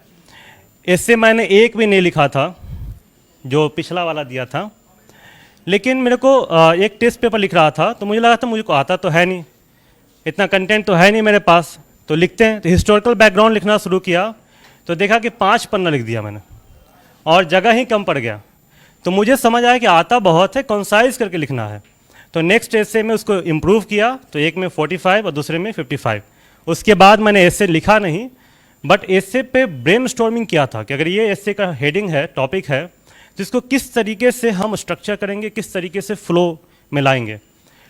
तो जब मैंने एसे का पेपर लिखा वहाँ पे एग्ज़ाम में, तो मेरे को 132 मार्क्स मिला था, जो कि एक डिसेंट मार्क्स है। तो क्या क्या वजह था कि 132 मिला था बिना विदाउट प्रैक्टिस? उसमें यह था कि आप स्ट्रक्चरिंग प्रॉपरली करिए और फ्लो को मेंटेन कीजिए, सिंपल लैंग्वेज का इस्तेमाल कीजिए, बहुत कॉम्प्लिकेट करने की ज़रूरत नहीं है, बहुत कॉन्सेप्चुअल भी नहीं होना चाहिए, सिंपल एग्जाम्पल होना चाहिए, पढ़ने में आसान लगे और जो टॉपिक दिया हुआ है उसके इर्द गिर्द घूमना चाहिए। ये नहीं कि बहुत ज़्यादा डिविएशन है। यही सब है बेसिक फार्मूला। बहुत ऐसा नहीं कि हम किसी किताब को पढ़ लेंगे तो बहुत अच्छा मार्क्स आ जाएगा, या बहुत प्रैक्टिस कर लेंगे तो बहुत अच्छा मार्क्स आएगा। इस बार मैंने प्रैक्टिस किया था, बट वो फिर से मेरा उस एग्ज़ाम के टाइम पे तबीयत ख़राब हो गया था, तो माइंड ब्लॉक हो गया। तो 20 मिनट मुझे पता ही नहीं चला कि क्या करना है। जब पता चला भी तो स्ट्रक्चरिंग अच्छा से नहीं हुआ, मेरे को खुद ही फील हो रहा था कि एसे ख़राब हो गया है। तो 112 मार्क्स मिला है। तो एसे के लिए बहुत इंपॉर्टेंट है कि फ्लो मैटर करना है, फ्लो मैटर करता है। जैसे कि अगर हम आपके सामने बोलने के लिए आए हैं तो फ्लो मैटर करता है कि नहीं करता है? अगर हम मोटिवेट करेंगे, 1 घंटा का सेशन लेंगे, अगर उसमें फ्लो नहीं रहेगा, आपको सुनने में मज़ा नहीं आएगा, तो फिर मार्क्स कम मिलेंगे। यही चीज़ है आपका एसे का बेसिक। ऐसे का मेरा ऐसे का अनुभव बहुत बेकार है सर, तो मुझसे मत पूछिए ये। लेकिन मैं एक चीज़ कहूँगा, एक GS स्कोर करके कोई कोचिंग है, फ्री में यूट्यूब पे उनके वीडियोज़ आते हैं, तो वो टैक्टिक्स बताते हैं कि आप कैसे हैंडल करना है, तो वो आप देख सकते हो। 1-1.5 घंटे का होगा, कुछ हेल्प मिल जाएगा। बिहार ज्योग्राफी को देखो, एक तो अरिहंत की जो बुक है मैंने वो पढ़ी थी बेसिक्स, उसमें से कुछ जो टॉपिक है ना सिलेबस में वो उठा लो। 2-2 पेज, अगर ये क्वेश्चन आ गया तो 2 पेज में मैं क्या लिखूंगी, इसके लिए ज़रूरी है, वहाँ बहुत थोड़ा थोड़ा है। तो जैसे वहाँ पे सॉइल का क्लासिफिकेशन दिया, उसमें ये नहीं लिखा हुआ कि सॉइल कैसे बनता है, अगर एलुवियल सॉइल है तो कैसे बनता है। तो ये सब जो तुम पेपर 1 में पढ़ोगी ना, वहाँ से पिक करो कि कोई सॉइल कैसे बनता है। अगर ब्लैक सॉइल है तो कैसे बना है वो, ठीक उसी तरह अगर अलुवियल सॉइल है तो कैसे बना है। अगर अलुवियल सॉइल जैसे बिहार का जो उत्तरी मैदान है वो डिफरेंट होता है थोड़ा सा दक्षिणी से, क्योंकि रॉक स्ट्रक्चर डिफरेंट है, एक हिमालय से जो रिवर्स आ रही हैं। तो ये सबको इंक्लूड करो, जितना भी पेपर 1 में पढ़ो ना इंक्लूड करो। और ज़्यादा से ज़्यादा पहले से प्रिपेयर करके जाओ। क्वेश्चन फिक्स है कि वैसे ही पूछेगा, मतलब पूछेगा तो सॉइल कैसे हैं बिहार के, या अर्बनाइजेशन का पैटर्न क्या है। तो ये सब जो क्वेश्चन है ह्यूमन ज्योग्राफी वाले, अर्बनाइजेशन हो गया, एक आता है बिहार में रूरल मार्केट का रोल, तो ये सब बहुत अच्छे से। लेकिन ये जितना भी है ना, सब जो पेपर 1 में तुम पढ़ोगे ना उसी का अप्लीकेशन है। जैसे रूरल मार्केट है तो उसमें सेंट्रलिटी का कॉन्सेप्ट, सेंट्रल प्लेस थ्योरी का कॉन्सेप्ट, ये सब लगेगा। और ऐसे नहीं बता सकते, उसके लिए बहुत डिटेल, मतलब 2-3 घंटे बैठ के डिस्कस करना पड़ेगा।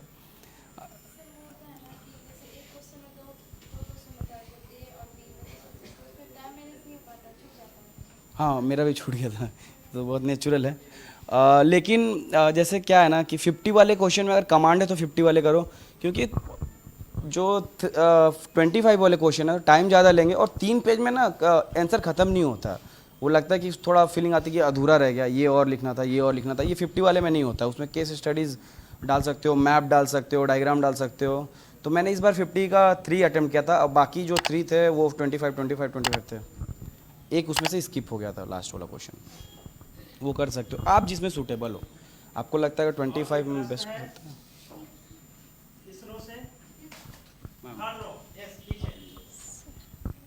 सर ये ज्योग्राफी का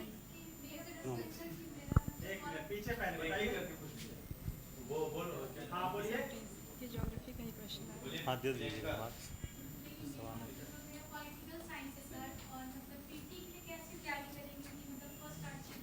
आपका पॉलिटिकल साइंस ऑप्शनल है, पीटी के लिए कैसे तैयारी करना, 67 के लिए 67 बीपीएससी के लिए क्या क्या बताएंगे, बता दीजिए सोर्स कहाँ से पढ़ेंगे। सर एक तो मैं कहूँगा कि जैसे बुक पढ़ने का आदत डालिए सर, जैसे कि एनसीईआरटी हो गई पुरानी वाली, विपिन चंद्रा मॉडर्न हिस्ट्री के लिए हो गई, स्पेक्ट्रम हो गई, और लूसेंट एक ऐसी बुक है जिससे एटलीस्ट मुझे लगता है सर 60 से 70 क्वेश्चन आते हैं डायरेक्ट। हाँ लेकिन सर उसमें एक इशू है, वो याद नहीं होती सर जल्दी, और उसके हाँ तो इसके लिए बुक पढ़िएगा। बुक पढ़ने का एक फ़ायदा और होता है, आप ऑप्शन को एलिमिनेट तभी कर पाएंगे। वन लाइनर अगर पढ़ के जाएंगे तो एलिमिनेट नहीं कर पाएंगे, ये नहीं पता चलता कि इसमें से कौन सा गलत है। बुक पढ़ने से थोड़ा सा स्टोरी बन जाती है माइंड में, ये समझ में आने लगता है कि गांधी जी नेहरू जी एक समय थे, अब गांधी जी ऑप्शन में हैं और राजा राम मोहन राय हैं, तो इसका मतलब है कि एक तो कोई नहीं ही होगा, क्योंकि दोनों लोग का फेज अलग था। तो ये बुक पढ़िए तो ज़्यादा उससे थोड़ा हेल्प मिलेगा। को ठीक करने के लिए आपको मेरी जो किताब आई है उससे थोड़ा इनहेंस किया गया है, उसमें डिटेलिंग किया गया है। ये जो है वो लूसेंट से आगे की किताब जो है निकली है उससे, इसीलिए सर ये क्वेश्चन करना चाहेंगे कामली में। हाँ क्यों नहीं करिए बताएं इंटरव्यू में आपसे क्या क्या पूछा गया था और कैसे आप उसका जवाब दिए। इंटरव्यू में क्योंकि मेरा Bihar police service first choice preference था, तो वाजिब सी बात है कि पुलिस सर्विस से बहुत मेरे से क्वेश्चन किया गया कि आप सर्विस में आके क्या सबसे पहले करना चाहेंगी। तो मैं सर्विस में हूँ नहीं, तो ज़्यादा मुझे तो पता ही नहीं है। तो मैंने बोला कि सर मैं अपने एरिया में देखना चाहूँगी, वहाँ पहले इंस्पेक्शन करूँगी कि वहाँ क्या दिक्कतें हैं, महिलाएं क्यों नहीं आ पा रही हैं अपने कंप्लेंट्स को लेके। तो ये सब क्वेश्चंस था। और ज़्यादा उस वक्त क्योंकि करंट अफेयर्स उस वक्त अफ़गानिस्तान का इशू बहुत ज़्यादा हाइप पे था, तो अफ़गानिस्तान से क्वेश्चंस थे बहुत सारे। और दूसरा मेरे इससे इंटरेस्ट से भी था, हॉबी से भी था। मुझे लगा नहीं था कि मेरे हॉबी से मैम इतने एकदम माइन्यूट क्वेश्चंस करेंगी। दीप्ति मैम के बोर्ड में मेरा इंटरव्यू था, तो मैम ने उससे भी क्वेश्चन किया था।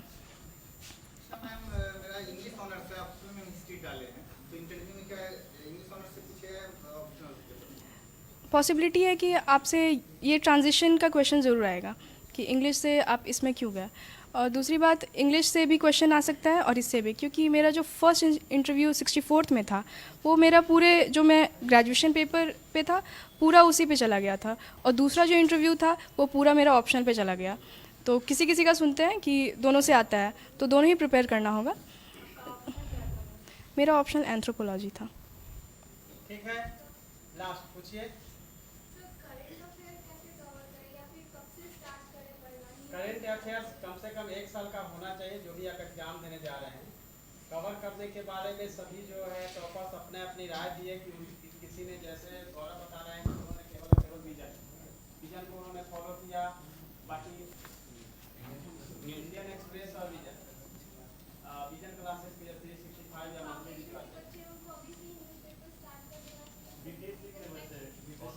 हाँ, तो ये आपको ओम प्रकाश जी बताएंगे। ओम प्रकाश जी बताइए क्या पढ़ना चाहिए करंट अफेयर के लिए। हाँ। जब मैंने दिया था तब तो आइडिया नहीं था, बट मैंने 3-4 साल 5 साल का पेपर एनालाइज किया हूँ मैं, जो प्रीलिम्स का पेपर है उसको देख के मुझे यही समझ में आया कि जो आप न्यूज़पेपर पढ़ते हैं, जैसे हिंदुस्तान टाइम्स पढ़ते हैं आप लेट से इंग्लिश में, या हिंदी में भी आप दैनिक भास्कर पढ़ते हैं, तो उससे सीधा सीधा सवाल आ जाता है। ऐसा लगता है कि न्यूज़पेपर पढ़ रहे हैं, उसी से सवाल आ गया। तो न्यूज़पेपर को आप फॉलो कीजिए, और ये जो लोकल वाला न्यूज़ है बिहार वाला, उसको तो ज़रूर फॉलो कीजिएगा। पीछे पीछे चलना है, पीछे चलना है ऐसे। जैसे कि मान लेते हैं कि दिसंबर में एग्ज़ाम है ना, तो फर्स्ट नहीं, लेट्स से एग्जांपल ये लेते हैं पहले 67th वाला अब 2023 का तो डेट भी नहीं पता मेरे को। अगर दिसंबर में देना है एग्ज़ाम प्रीलिम्स का, तो फर्स्ट 6 मंथ का तो कवर होना चाहिए अच्छे से, और फिर उसके बाद अगर टाइम है तो और पीछे जाएंगे, 1 साल का कवर करेंगे। टाइम नहीं है तो परेशान होने की ज़रूरत नहीं है। हाँ, अभी से तो नहीं। अब न्यूज़पेपर का मैं बताता हूँ, जैसे मेरा क्या है। अभी से जो है आपको दोस्ती करना है, अभी थोड़ा जो है इंटरेस्ट जगाना है, उसके बारे में थोड़ा आपको अलर्ट मतलब अवेयरनेस होनी चाहिए, आपको जिज्ञासा, इंटरेस्ट को पैदा करना है। वो आप एग्जाम तो देने नहीं जा रहे हैं, लेकिन अभी से पता होना चाहिए। उससे क्या होगा कि आपका ज्योग्राफी का पूरा, जहाँ भी वर्ल्ड का पूरा है, कोई जा रहे हैं, कोई डायरेक्टली आए हैं, कौन देश में गए हैं, क्या, तो एक इंटरेस्ट एरिया होते जाएगा। तो बहुत सारे करेंट जो होता है ना, वो डेवलपमेंट का होता है। डेवलपमेंट करने का मतलब है कि वो कंटिन्यूस चलने वाली प्रोसेस होती है। इस समय कौन सा हो रहा है एग्रीमेंट या ट्रीटी, वो आगे क्या होगा, तो ये चीज़ें आपको फायदा करेगा। तो अभी आपको पढ़ना है, ये समझना है, कितना पीछे उसे नहीं जाना है, अभी से शुरू कर दीजिए और उसको इंटरेस्ट लेकर आप स्टडी करिए। जो आप दोनों में से जो बीपीएससी के लिए तो हिंदुस्तान टाइम्स चलेगा, उतना द हिंदू में तो बहुत कंटेंट होता है। हिंदुस्तान टाइम्स अच्छा है, आराम से 30 मिनट में ख़त्म हो जाता है। और न्यूज़पेपर पढ़ने का मेरा एक एक्सपीरियंस है। जैसे क्या होता है ना कि अगर बिल्कुल सोशल साइंस के बारे में जानकारी नहीं है, कभी न्यूज़पेपर पढ़ा ही नहीं, तो अगर न्यूज़पेपर कवर करने लगते हैं ना, तो 3-3 घंटा लग जाता है उसमें, और कुछ समझ में भी नहीं आता था मेरे को स्टार्टिंग में। मतलब 9 महीना के अराउंड मेरा ऐसे ही टाइम निकल गया। तो 3-3 घंटा इंटू 9 महीना कर लेंगे तो पता चल जाएगा कितना घंटा निकल गया। तो न्यूज़पेपर को पढ़ने से पहले आपका थोड़ा बेसिक नॉलेज होना चाहिए, बेसिक एनसीईआरटी लेवल का नॉलेज होना चाहिए, और करंट अफेयर के मामले में भी थोड़ी सी जानकारी होनी चाहिए, तब आपका न्यूज़पेपर जो होगा वो प्रभावशाली होगा। और बीपीएससी के लिए बता रहा था कि आप हिंदुस्तान टाइम्स भी फॉलो करेंगे तो आपका काम हो जाएगा। दैनिक भास्कर हिंदी मीडियम के लिए पढ़ेंगे तब भी काम हो जाएगा। और बीपीएससी स्पेसिफिक जो करंट अफेयर की बुकलेट आती है, आप उसी को पढ़िएगा। विजन आईएएस के मैगजीन से आपको बीपीएससी में बहुत ज़्यादा प्रीलिम्स के लिहाज से हेल्प नहीं मिलेगा। 4th रहो लास्ट। जीएस के लिए इकोनॉमी बता दीजिए, किन से क्वेश्चन है प्रीलिम्स के लिए या फिर किसके लिए? हाँ, किन से क्वेश्चन है पहले? जो है आप ही बताइए, माइक आपके हाथ में है। ओम प्रकाश जी टीचर है ना, जो मैंने एनालाइज किया पेपर को, तो मैंने देखा कि आपको प्रीलिम्स जीएस इकोनॉमिक्स के लिए आपको श्री राम आईएएस या फिर रमेश सिंह करने का बहुत ज़्यादा ज़रूरत नहीं है। देखिए रमेश सिंह का भी जो बुक्स है ना, ये आप लोगों को चैप्टर जो है वो देखना चाहिए कि आरबीआई है, मल्टी पॉलिसी है, या फिर 4-5 चैप्टर। हाँ, आप सेलेक्टिवली कर सकते हैं। हाँ, सेलेक्टिवली जरूर कर सकते हैं। कोई भी बुक को मैं यहाँ पे इनकार नहीं कर रहा कि आप वो नहीं कर सकते। सेलेक्टिवली आप किसी भी बुक को फॉलो कर सकते हैं, और ना ही मैं किसी बुक को यहाँ पर रिकमेंड कर रहा हूँ। सेलेक्टिवली सब बुक को कर सकते हैं आप। हाँ, लेकिन ये है कि जो डेटा और फैक्ट वहाँ पर पूछता है, स्कीम से सवाल आ जाएगा सीधा सीधा। आप क्वेश्चन को देखिएगा ना तो आपको बहुत आइडिया लगेगा। 10 क्वेश्चन के आसपास आते हैं, तो आप उसको देख लीजिएगा। तो बिहार का इकोनॉमिक सर्वे, बजट से सवाल थोड़ा कम रहेगा। इकोनॉमिक सर्वे का कुछ डेटा बहुत इंपॉर्टेंट है। तो जो कोचिंग इंस्टीट्यूट का इकोनॉमिक सर्वे का कंपाइलेशन आता है, तो उसमें भी देख लीजिएगा कि कोई डेटा काम का है कि नहीं है। लेकिन ये डेटा वगैरह समझने के लिए तो बेसिक नॉलेज होना चाहिए ना।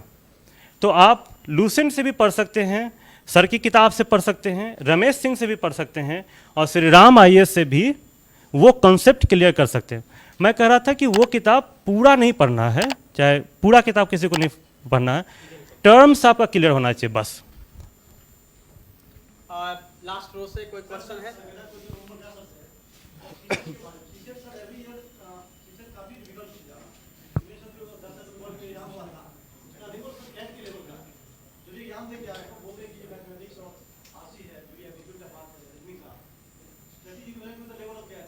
लेवल का नहीं हुआ इस बार, तो इजी हो गया है। वैसे अब बताइए, कोई बात नहीं है, वो प्रकाश जी। हाँ, सवाल चलिए बताइए।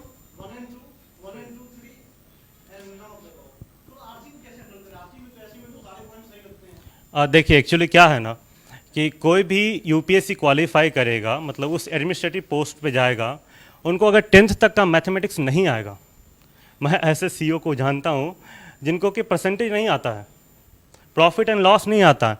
इंटरेस्ट तो सूद पे तो पैसा गांव में भी लगाते हैं, उनको भी पता होता है, उनको नहीं पता लेकिन जो क्वालिफाई कर चुके हैं। तो यूपीएससी चाहती है कि आपको बेसिक मैथ आना चाहिए। और मैं क्या हुआ कि एक 2019 वाला प्रीलिम्स जीएस का मुझे लगा बहुत बेकार गया है, तो मैं मूड ख़राब था, तो मैं सोचा सीसेट में 100% बनाऊंगा। कॉम्प्रिहेंशन के सवाल कर रहा था, तो आधा टाइम निकल गया, 1/4 क्वेश्चन कर पाया। मेरे को लगा मैं फेल होने वाला हूँ, तो मैं मैथ्स की ईजी क्वेश्चन जो होते हैं वो करने लगा। कहने का अर्थ यहाँ पे यह है कि आप रीडिंग कॉम्प्रिहेंशन के बेसिस पे क्वालिफाई करना चाहते हैं तो वो किस्मत पे डिपेंड करेगा आपका कि कितना अच्छा किस्मत है। आपको बेसिक लेवल का मैथ्स आना ही चाहिए।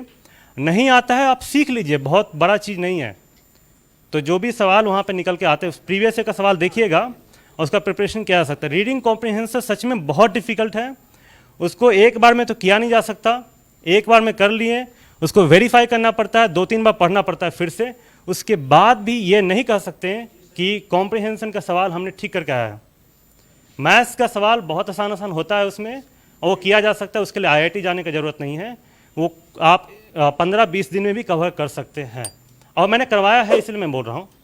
गौरव इसमें ऐड करना चाह रहे हैं Prakash ji. Sir reading comprehension पे ही बात करूँगा। सर आंसर की चेक कर लो आप। पहला बार ऐसा हुआ है इस मतलब यूपीएससी के हिस्ट्री में कि एक ऑप्शन को 2 करेक्ट आंसर दिए गए हैं। चेक किए आप? तो सर जब यूपीएससी श्योर नहीं है आंसर का, तो हम लोग कैसे श्योर हो सकते हैं?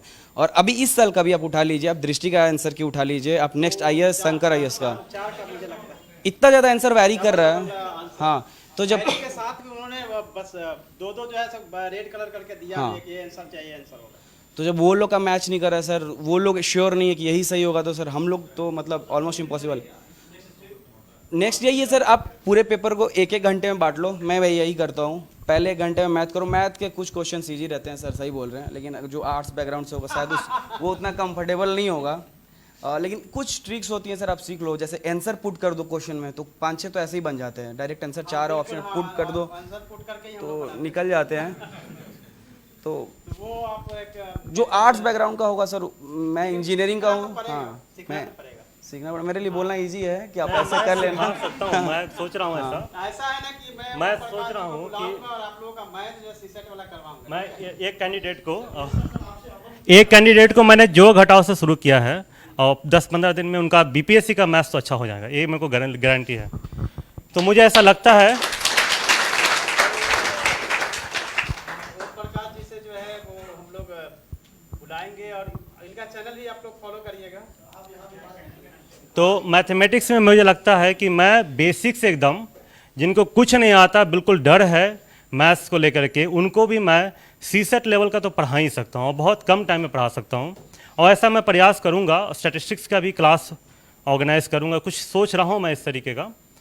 थोड़ा सा इधर ही बिजी शेड्यूल हो जाता है तो फिर नहीं कर पा रहा हूँ, बट किया जा सकता है। मैथ्स जो है बहुत भारी नहीं है, आपने अच्छा परफॉर्म नहीं किया होगा पहले कभी, इसीलिए आपके मन में डर है। ये जो सीसेट का मैथ्स है वो क्लियर किया जा सकता है बहुत आसानी से। और ऐसा नहीं है कि मेरा मैथ्स बैकग्राउंड है इसलिए मैं बोल रहा हूँ, आसान सवाल आते हैं उसमें, 10th तक का आता है। और 10th तक का मैथ्स अगर अच्छा से नहीं किया तो कैसे होगा? 10th तक का मैथ्स तो मैं बोल ही रहा हूँ कि 10th तक का मैथ्स तो होना ही चाहिए, वैसे भी होना चाहिए। मतलब आप नॉर्मल लाइफ में भी 10th तक का मैथ्स होना ही चाहिए। कंपाउंड इंटरेस्ट, सभी लोग सूद ब्याज लगाते रहते हैं, कंपाउंड इंटरेस्ट तो आना ही चाहिए। कंपाउंड इंटरेस्ट तो पता होना चाहिए, सिंपल इंटरेस्ट हम लोग जोड़ लेते हैं थोड़ा। ठीक है, लास्ट में कोई और क्वेश्चन है? नहीं ना? टेक्निकल बैकग्राउंड से इंटरव्यू क्वेश्चन आता है, जिनका बैकग्राउंड रहेगा। हाँ, आता है। अब नेचर वेरी करता है, जैसे कि मैकेनिकल इंजीनियरिंग है तो उनको जो पैनल ऑफ मेंबर होते हैं उनको मैकेनिकल इंजीनियरिंग का भी बहुत कुछ अंदर का बात पता होता है, मतलब इंजीनियरिंग का बात। अब जैसे मेरा वाला इंजीनियरिंग है, बड़ा यूनिक है, तो वो इंडस्ट्री पे पूछते हैं, प्रैक्टिकल एप्लीकेशन पे कि क्या है, क्या सिचुएशन है, क्या चैलेंजेस है, गवर्नमेंट क्या कर रही है, इस तरीके का। और उनको इंजीनियरिंग का आइडिया नहीं है कि क्या सवाल वहाँ से पूछा जाना चाहिए। पूछा जाता है, बैकग्राउंड तो मैटर करता है। Last row, last question.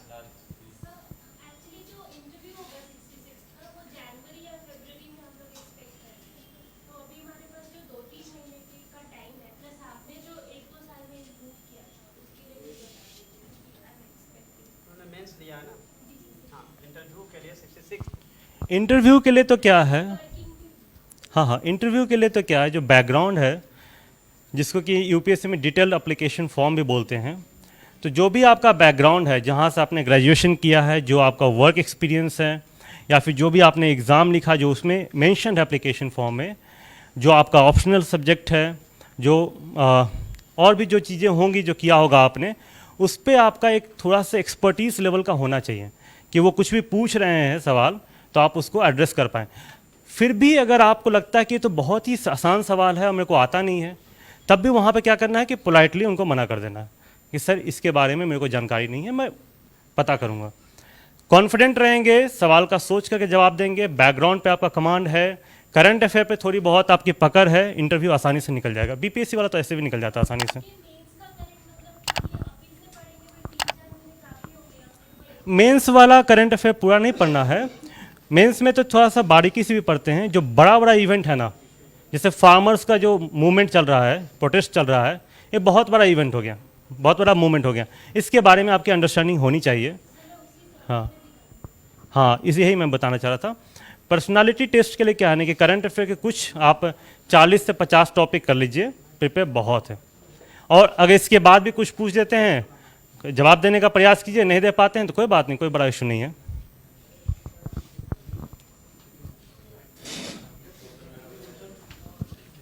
पूछिए। पूरा ना, आप लोगों का क्वेश्चन पूरा नहीं होगा। मैंने कहा था लास्ट क्वेश्चन मेरे से।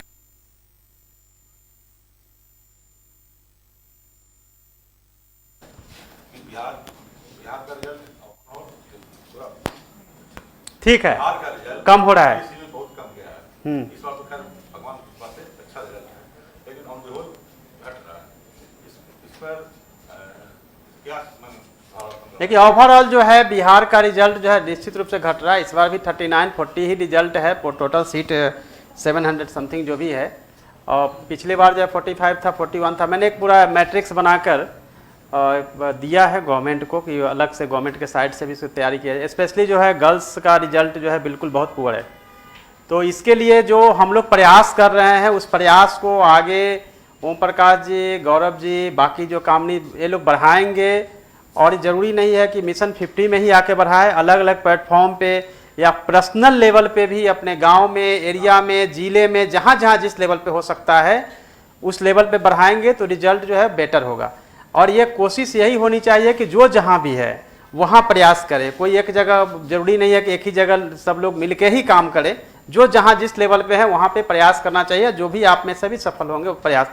आपका क्वेश्चन वैलिड भी है, क्योंकि रिजल्ट जो है वो टॉपर लिस्ट तो अच्छा था इस बार, लेकिन ओवरऑल रिजल्ट जो है बहुत अच्छा नहीं हो पाता है, तो रिजल्ट जो है बढ़नी चाहिए। और चूंकि 80 के दशक में 30% से ज़्यादा रिजल्ट जो है सो बिहार केवल देता था। अगर 600 सीट है तो 200 रहता था बिहार का केवल टोटल ओवरऑल। तो इस बार सीट जो है वो 8-9% पे सिमट रहा है।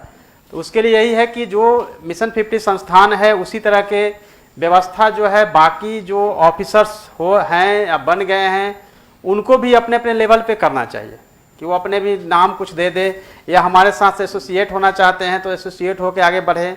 बाकी सभी लोग एसोसिएट ही हैं लेकिन अपने लेवल पे कर रहे हैं, वो प्रयास करना चाहिए। रिजल्ट जो है वो घटने के पीछे बहुत सारे रीजन है, जिसमें से 2 रीजन मुझे लगता है।